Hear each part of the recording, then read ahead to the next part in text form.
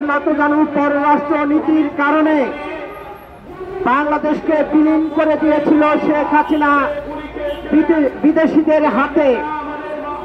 আমরা 5 আগস্টের পরে ভেবেছিলাম অন্তর্বর্তী সরকার মাজা সুজা করে বিদেশিদের উপেক্ষা করে বাংলাদেশের সার্বভৌমত্ব ধরে রাখবেন, কিন্তু তারা রাখতে পারেন নাই।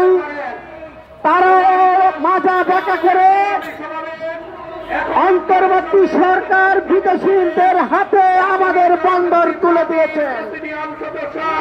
আমরা অন্তর্বর্তী সরকারকে প্রশ্ন করতে চাই, আমরা যারা বিদেশি আধিপত্যের বিরুদ্ধে লড়াই করে জীবন দিয়েছে, আমরা যারা লড়াই করেছি তারা কিন্তু বেঁচে আছি।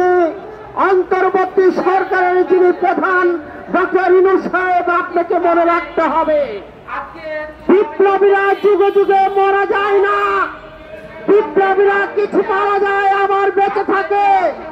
সেই বিপ্লবীরা যারা বেঁচে থাকবে, তারা বেঁচে থাকতে আপনি বাংলাদেশের বন্দর দিবেন আর আমরা আঙুল চুষে বসে থাকবো, তা হতে পারে না।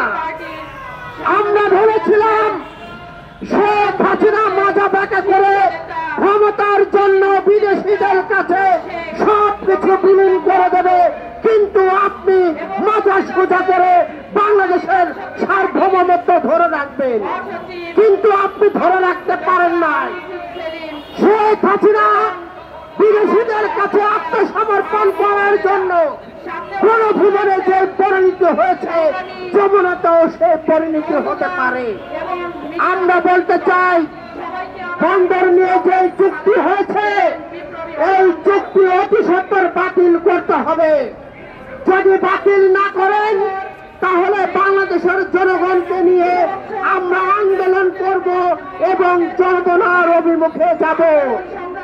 অন্তর্বর্তী সরকারে যারা আছেন তারা পালানোর পথ খুঁজছেন, কিন্তু আমরা শেখ হাসিনার চোখ রাঙানিকে উপেক্ষা করে বারবার তারা গিয়ে বাংলাদেশের সার্বভৌমত্বের জন্য বাংলাদেশে আমরা ছিলাম, আমরা পালাইনি। কিন্তু অন্তর্বর্তী সরকারের প্রধান তিনি পালিয়ে যাবেন, তাকে কিন্তু পাওয়া যাবে না।